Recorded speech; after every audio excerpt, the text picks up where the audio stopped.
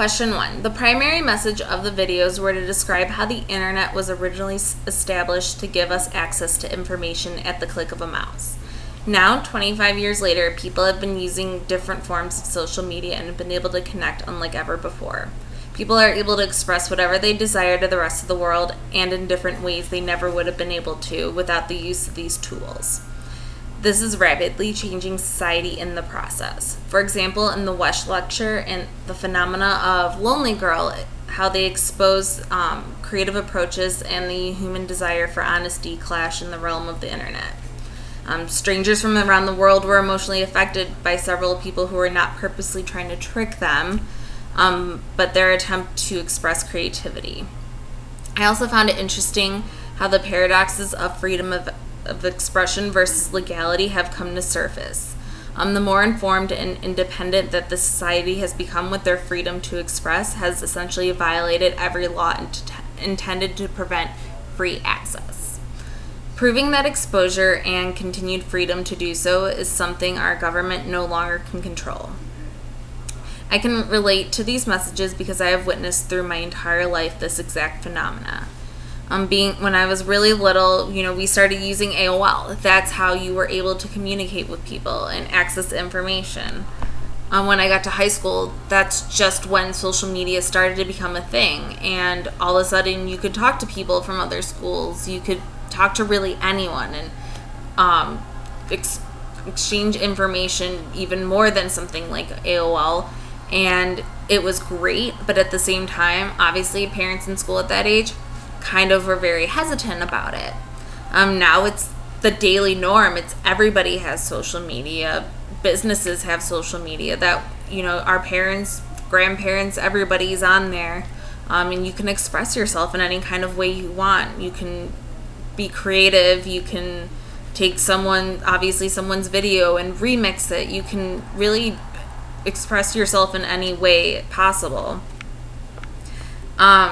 I really love that using it in my daily life. It helps me, think of different ideas I never would have been able to, or, also accessing information. If I have a question about something, I can just go on my phone and look it up, and I'm educating myself rapidly, and that's how the rest of the world is starting to transition as well.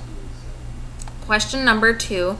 The podcast I listened to was through Radiolab and was an educational Valentine's Day special on the mating ritual of the death watch beetle. It was actually more entertaining and interesting than it sounds. The professor, David Wilson, who was from the University of Sussex, described how he's been studying these creatures in his house and they've been living with him, and how, they have a very simple life, and as far as mating is pretty much their only focus.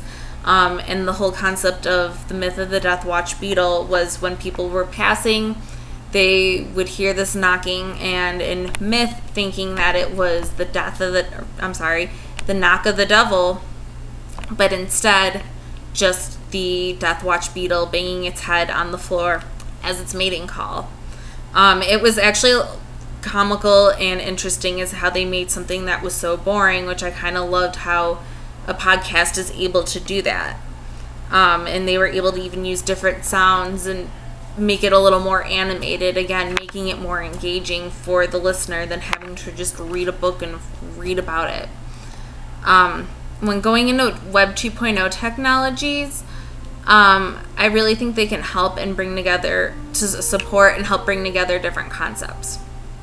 For example, when you're talking about having one weekly assignment, you could be able to listen to a podcast by the teacher each week for your notes. Or, being able to access those podcasts from different people based on a topic and summarize it. Blogging is also a great tool for students to collaborate and contribute different interpretations of weekly readings. For an end-of-term group project, students could select a topic and they have to create a wiki based on that topic.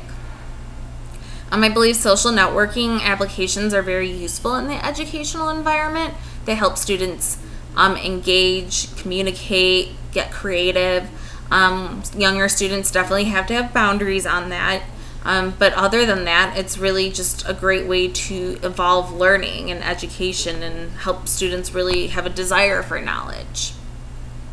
Question number 3, I utilized Reddit, and I thought it was a great way to become informed on different topics through one direct resource with a large amount of contributions from individuals.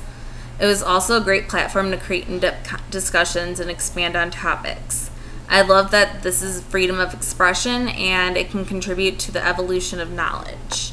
Especially when you're looking at one article, they're discussing different political things going on versus something right next to it and somebody describing how they found an Allen wrench and what they're doing with it. There's really something for everyone.